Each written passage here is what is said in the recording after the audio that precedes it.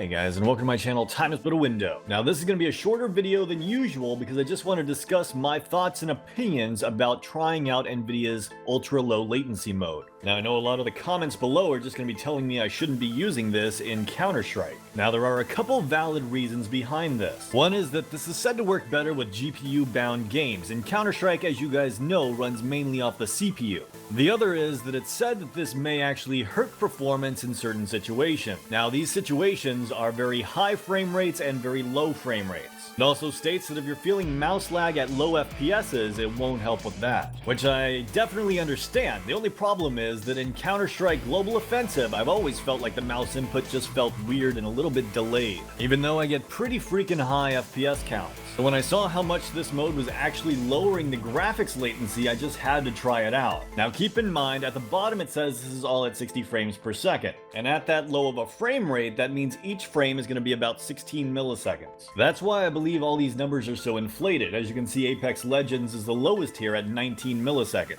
So then it would only be taking about 3 milliseconds to build the frame. You can see it is much faster than just putting it in the on state.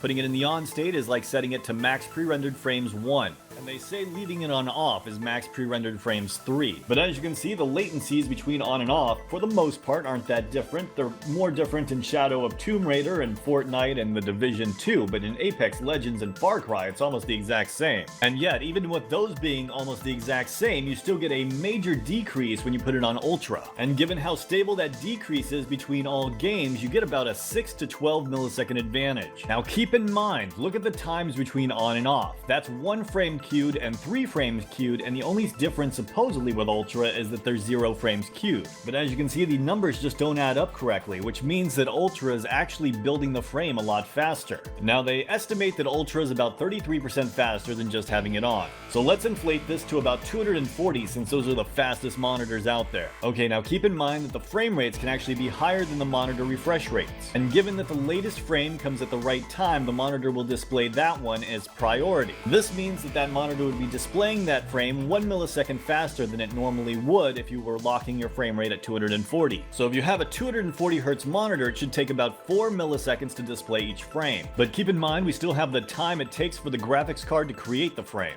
And from the games we were looking at earlier, it was taking between 6 and 12 milliseconds, which is quite a while when you think about it. But not only are those games running heavily off the GPU, they're also running off of 4K resolution, which is going to take longer to build. So I'm pretty sure in a game like Counter-Strike with a super high FPS, we won't be dealing with anywhere near that kind of build time. But I'm going to say if you're playing Counter-Strike with everything on low at a decent resolution that's not super high, it probably only lowers it by about 4 milliseconds or less. So the question you're asking yourself out there probably is 4 milliseconds worth the performance hit? Well, if you're someone that gets over 240 frames consistently even with this on Ultra, then I'd say yes. Mainly because Counter-Strike is one of those games where every millisecond seems to matter. And if you remember watching that Linus Tech Tips video, it showed that there's about 14 milliseconds between you moving your mouse and you seeing it on screen. So if you remove that by another 4 milliseconds, everything's just going to feel that much more responsive. Okay, but now that we've talked about it in theory, how does it actually feel? Well, hopefully, as you can see from the video in the background where I was actually using these settings,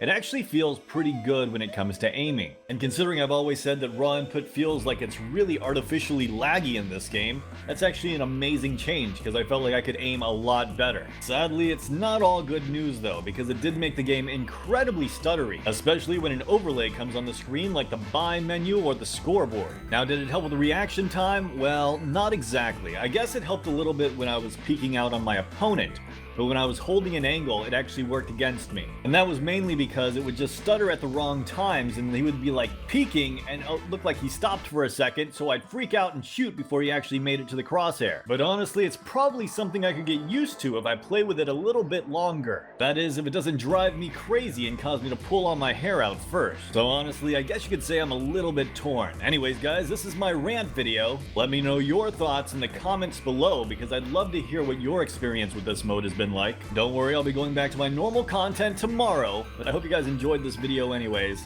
and as always, have a great day.